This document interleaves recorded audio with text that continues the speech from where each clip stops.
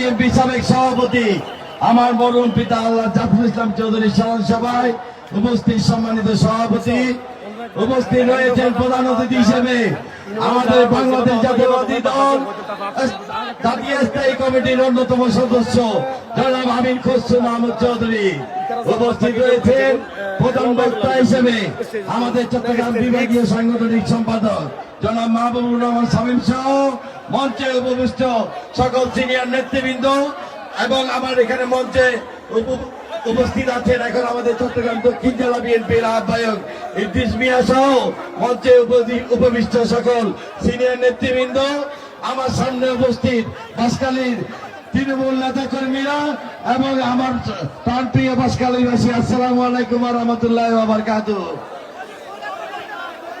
আপনারা জানেন আজকে যে মানুষের স্মরণ সভা, তার স্থান হলো বাঁশখালী মানুষের হৃদয়ের মণিকোঠায়।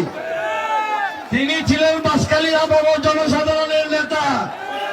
আমার পূর্ব পিতা সারাটি জীবন দিন রাত পরিশ্রম করেছে বাঁশখালীর জন্য। তার জীবনে বেশিরভাগ সময় দিয়েছে বাঁশখালীর জনগণের সাথে এই বাঁশখালীতে।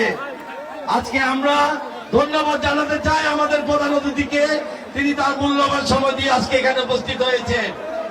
আমি শুধু আপনাদের সামনে একটি কথাই বলতে চাই, আমি মহান রব্বুল আলামিনের দরবারে শুকরিয়া আদায় করছি যে আমি বাংলাদেশ জাতীয়বাদী দল বাঁশখালী থেকে এই ধানের শীষের মনোনীত প্রার্থী হয়েছি।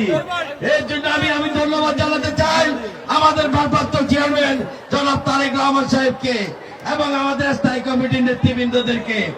আগামীতে আপনারা সকলে দুই হাত তুলে ওয়াদা করেন যে ধানের শীষের পক্ষে আপনারা সকলে একদমই কাজ করবেন ইনশাআল্লাহ। আলহামদুলিল্লাহ, আরো অনেক সময় আছে, আপনাদের সকলের সাথে রাজপথে দেখা হবে ইনশাআল্লাহ। এই বলে আমি বিদায় নিচ্ছি। আসসালামু আলাইকুম ওয়া রাহমাতুল্লাহি ওয়া বারাকাতুহু।